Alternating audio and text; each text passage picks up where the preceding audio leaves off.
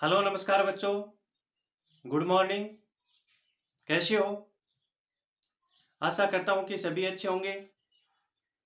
सबसे पहले तो मैं आपको बताऊंगा कि आज का जो हमारा पार्ट है वो है अध्याय नंबर 2 के नीति निर्देशक तत्वों का पार्ट नंबर 2।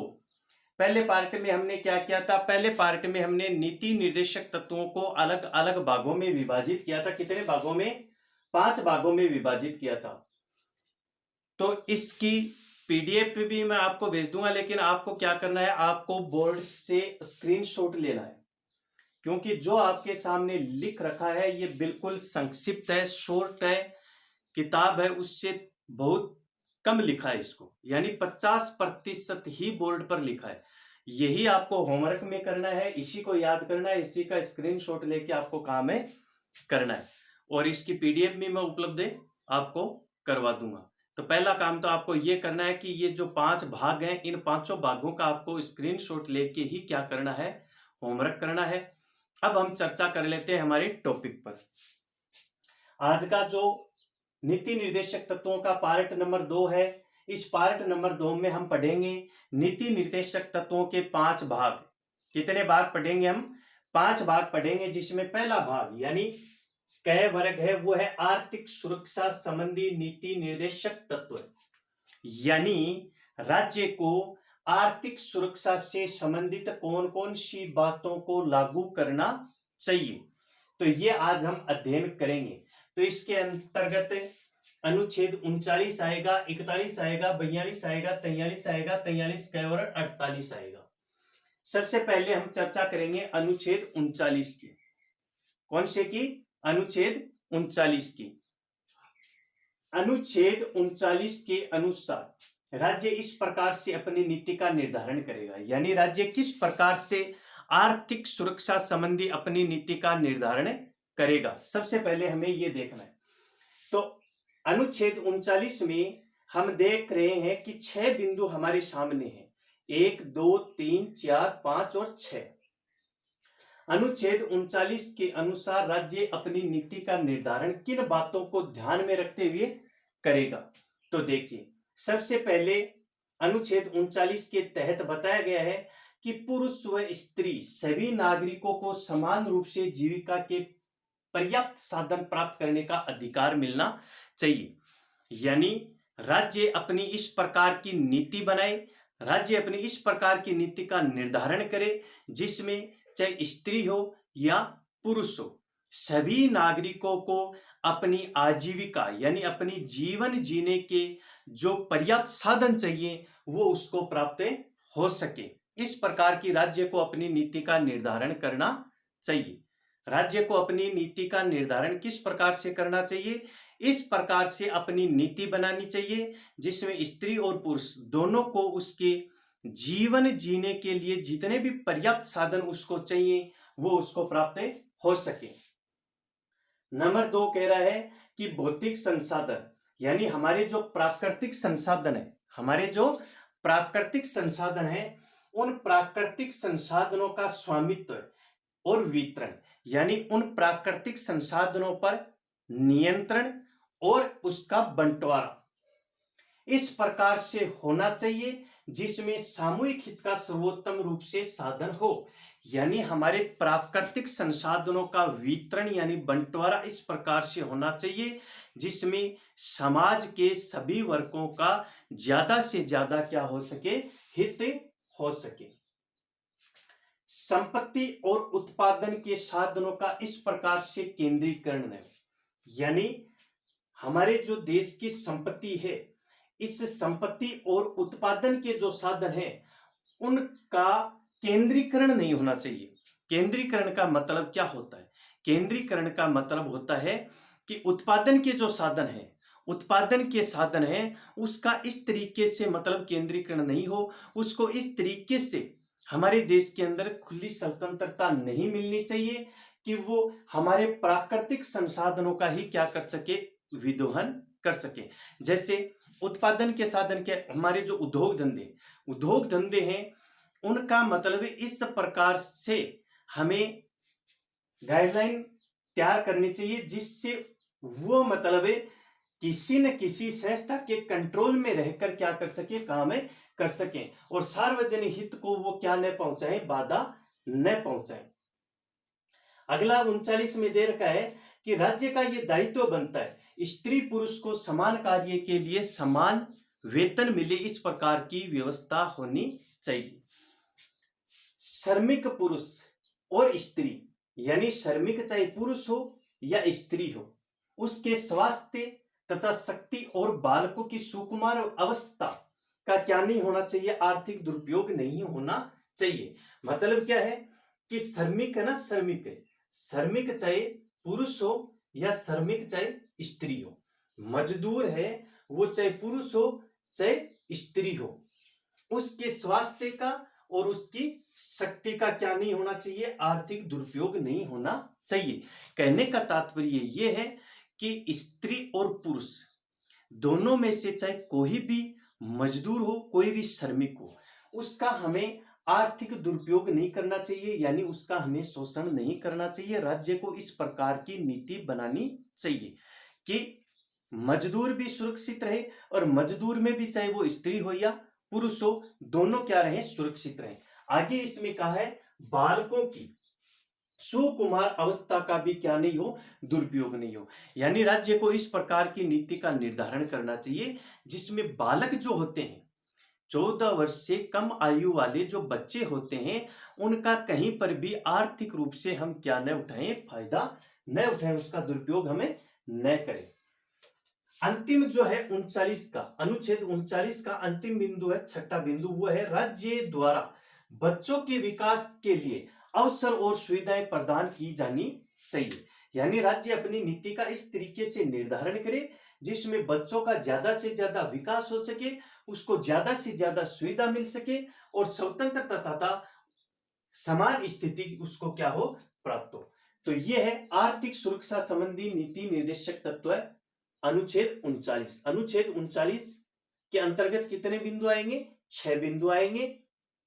ये देखिए आप, अनुच्छेद 39 के अनुसार राज्य अपनी नीति का निर्धारण कौन कौन सी बातों को ध्यान में रखकर करेगा, इन 6 बातों को ध्यान में रखकर करेगा। खास तौर से पुरुष व स्त्री सभी नागरिकों को समान रूप से जीविका पर्याप्त है, यानी अपने जीवन जीने के लिए जो पर्याप्त साधन चाहिए वो उनको प्राप्त होना चाहिए। भौतिक यानी हमारे प्राकृतिक संसाधनों का स्वामित्व और वितरण इस प्रकार से होना चाहिए कि सामूहिक रूप से सबका क्या हो सके, हित हो सके।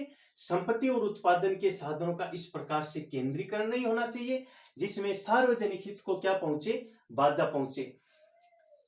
स्त्री और पुरुष के लिए कार्य को लेकर जो एक कानून बनाया गया है वो ये बनाया गया राज्य के द्वारा कि स्त्री और पुरुष में समान कार्य के लिए समान वेतन मिलना चाहिए।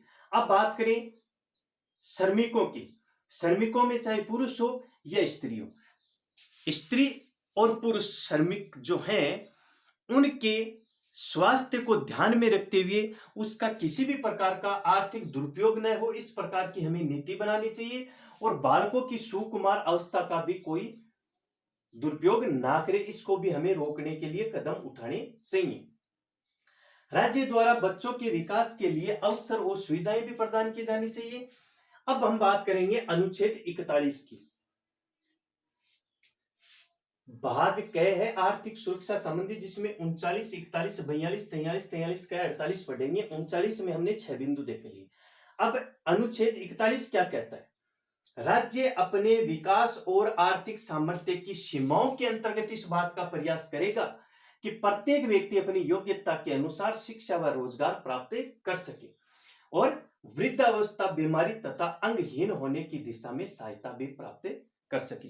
इसके कहने का मतलब क्या है, राज्य अपने विकास और आर्थिक सामर्थ्य की सीमाओं के अंतर्गत राज्य क्या करेगा, अपने पास जितनी मात्रा में संसाधन है, अपने पास जितनी मात्रा में संसाधन है उन संसाधनों को मद्देनजर रखते हुए, उन संसाधनों की सीमा के अंदर रहते हुए क्या करेगा, वो इस बात का प्रयास करेगा कि प्रत्येक व्यक्ति अपनी योग्यता के अनुसार क्या प्राप्त कर सके, शिक्षा और रोजगार प्राप्त कर सके। कहने का तात्पर्य ये है कि जैसे एक वो कहावत है ना कि जितनी लंबी आपके पास कंबल हो उतने ही आपको पैर पसारने चाहिए। कहने का तात्पर्य क्या हुआ? कहने का तात्पर्य ये हुआ कि आपके पास जितनी मात्रा में संसाधन है, आपको उन संसाधनों के अंतर्गत यानी उस सीमा के अंतर्गत रहकर ही काम करना चाहिए। तो यहां पर क्या कहा गया है कि राज्य को अपना विकास और आर्थिक सामर्थ्य दोनों का ध्यान रखना पड़ेगा। यानी अपनी आर्थिक स्थिति कितनी है, राज्य के पास कितनी संपदा है, राज्य आर्थिक दृष्टि से कितना मजबूत है, उस बात को ध्यान में रखते हुए वो क्या करेगा, इस बात का प्रयास करेगा कि प्रत्येक व्यक्ति अपनी योग्यता के अनुसार शिक्षा और रोजगार प्राप्त कर सके। फिर इसमें क्या कहा गया है, वृद्धावस्था, बीमारी तथा अंगहीन होने की दिशा में सहायता भी प्राप्त कर सकता है। यानी राज्य इस प्रकार की भी व्यवस्था कर सकता है अपने आर्थिक संसाधनों को ध्यान में रख के कि वो वृद्ध लोग हैं, बीमार लोग हैं, अंगहीन लोग हैं, उनकी भी क्या कर सके, सहायता कर सके। जैसे हमारे देश के अंदर हमारी जो सरकार है उसके पास इतनी संपदा है कि वो आज हमारे देश में वृद्ध व्यवस्था में जो लोग हैं उनकी सहायता कर भी रही है। आपको शायद ध्यान होना चाहिए, वृद्धावस्था पेंशन हमारे देश में लागू है। जो व्यक्ति 60 वर्ष से ऊपर की आयु प्राप्त कर चुका है उसको मंथली 750 रुपए दिए जाते हैं सरकार की तरफ से। अब ये है, इसमें ऊपर क्या कहा गया है कि इस प्रकार की व्यवस्था सरकार अपनी आर्थिक सामर्थ्य को देखकर करेगी। अगर सरकार के पास है देने को कुछ तो ही वो इस प्रकार की व्यवस्था करे, अन्यथा ऐसी व्यवस्था ना करे। आगे अनुच्छेद 42 कहता है कि राज्य काम के लिए यथोचित प्रबंधन करेगा। काम के लिए यानी राज्य ऐसी व्यवस्था करेगा जिसमें महिला को प्रसूता अवस्था में काम ना करना पड़े। अब आपको पता होना चाहिए प्रसूतावस्था क्या होती है। प्रसूतावस्था क्या होती है मतलब है नीति निर्देशक तत्व है। अनुच्छेद 42 कहता है कि राज्य को इस तरीके की व्यवस्था करनी चाहिए जिसमें काम को लेकर यथोचित प्रबंधन हो सके और महिला को प्रसूता अवस्था में काम नहीं करना पड़े। प्रसूता अवस्था क्या होती है, जब एक महिला मां बनती है, बच्चे को जन्म देती है, उस समय महिला को काम न करना पड़े, उसके स्वास्थ्य को ध्यान में रखते हुए सरकार को ऐसी व्यवस्था करनी चाहिए। और हमारे देश में ऐसी व्यवस्था भी की गई है कि जब कोई भी महिला मां बनने वाली होती है तो उसको सरकार के द्वारा अनुच्छेद 42 में नीति निर्देशक तत्वों को लागू करते हुए व्यवस्था की गई है कि जब कोई महिला मां बनेगी तो मां बनने से 3 महीने पूर्व और 3 महीने पश्चात, यानी कुल कितने हो गए, 6 महीने का उसको क्या मिलेगा, अवकाश मिलेगा। यानी कुल 180 दिन का अवकाश मिलता है किसको, जब महिला प्रसूता अवस्था में होती है, यानी जब महिला किसी बच्चे को जन्म देने वाली होती है, उस समय महिला के स्वास्थ्य को ध्यान में रखते हुए उसको क्या किया जाता है, अवकाश प्रदान किया जाता है। ठीक है, अब हम बात करेंगे अनुच्छेद 43 की और 48 की। तो देखिए 43 का और 48 में क्या है, इसका आप स्क्रीनशॉट ले लीजिए आराम से। इस समय आप इसका स्क्रीनशॉट ले सकते हैं, स्क्रीनशॉट ले लीजिए। उसके बाद इसको होमवर्क में स्क्रीनशॉट से ही करना है आपको, ठीक है। अब देखिए हम बात करते हैं अनुच्छेद 43 की। अनुच्छेद 43 में क्या कहा गया है कि राज्य कानून द्वारा अथवा आर्थिक संगठनों द्वारा इस प्रकार की व्यवस्था करेगा। क्या व्यवस्था करनी है कि जिसमें कृषि, उद्योग व अन्य क्षेत्र में लगे श्रमिकों को यथोचित वेतन मिल सके, अवकाश मिल सके और उसका जीवन स्तर ऊंचा उठ सके। यानी अनुच्छेद 43 कहता है कि राज्य की ये जिम्मेदारी है कि राज्य कानून बनाकर या फिर आर्थिक संगठनों का सहारा लेकर इस प्रकार की व्यवस्था करे जिसमें कृषि क्षेत्र में लगे चाहे श्रमिक हो, चाहे उद्योग क्षेत्र में लगे श्रमिक हो, चाहे किसी भी क्षेत्र में लगे श्रमिक हो, उनको यथोचित वेतन मिलना चाहिए, यानी उसके काम की उसको मजदूरी मिलनी चाहिए, अवकाश मिलना चाहिए और उसके जीवन स्तर को ऊंचा उठाने का प्रयास करना चाहिए। ये आर्टिकल 43 कहता है। उसके बाद हम बात करें इसी अनुच्छेद के अंदर और क्या जोड़ा गया। इसी अनुच्छेद में यह भी कहा गया कि ग्रामीण क्षेत्र में या फिर व्यक्तिगत आधार पर या सहकारी आधार पर कुटीर उद्योगों को भी प्रोत्साहन देने का क्या करना चाहिए, सरकार को प्रयत्न करना चाहिए। कुटीर उद्योग कौन से होते हैं? सबसे निचली श्रेणी के जो उद्योग होते हैं, जिसको हमें अपने घर पर क्या कर सकते हैं, चला सकते हैं, वो होते हैं कुटीर उद्योग। तो आर्टिकल 43 कहता है कि राज्य सरकार को प्रयत्न करना चाहिए कि देश के अंदर वो कुटीर उद्योगों को प्रोत्साहन दे सके, जिसको हम कहते हैं ना स्किल डेवलपमेंट। यानी चीन के अंदर क्या है, चीन में सबसे ज्यादा प्रोत्साहन किस चीज को मिलता है?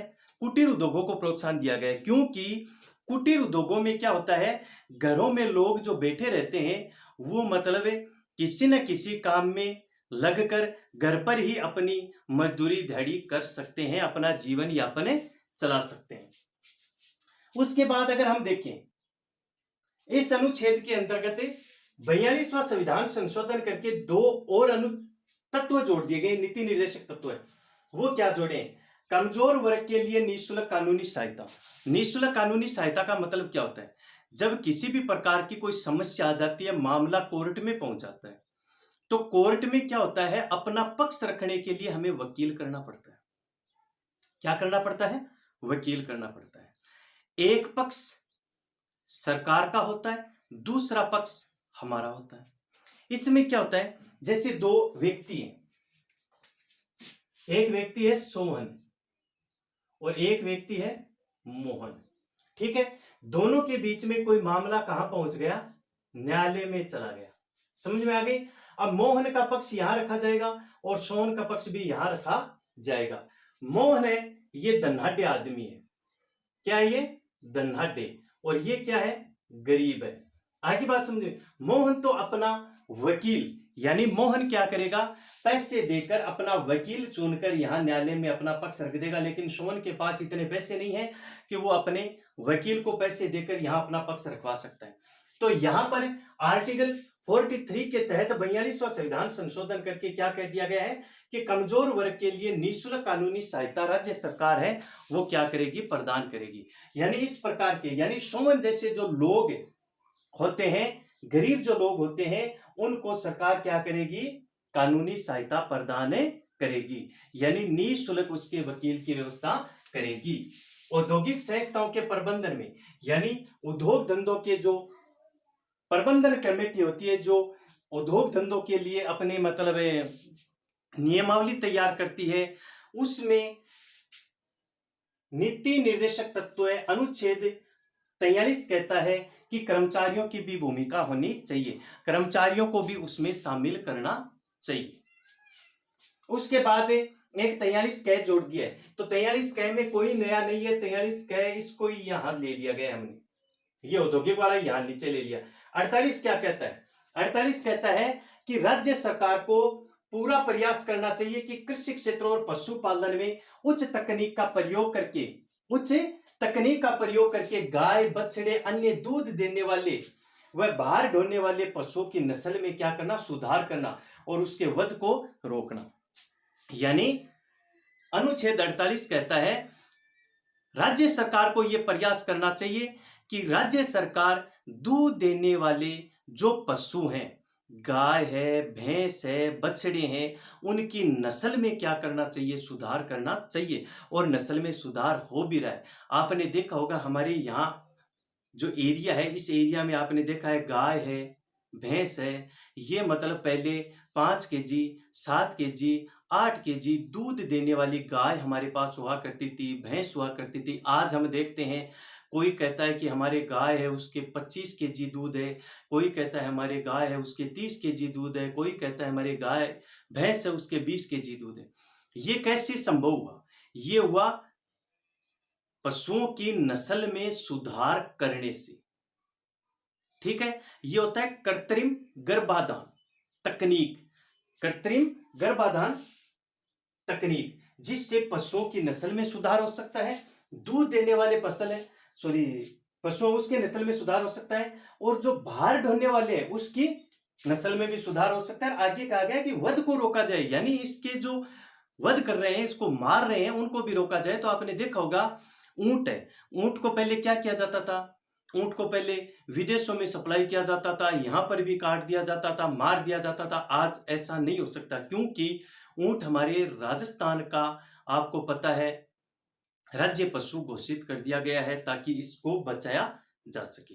तो ये है हमारा नीति निर्देशक तत्व के पार्ट नंबर 2 का वर्ग क, आर्थिक सुरक्षा संबंधी नीति निर्देशक के तत्व है। अब हम ख पढ़ेंगे, सामाजिक सुरक्षा और शिक्षा संबंधी नीति निर्देशक के तत्व।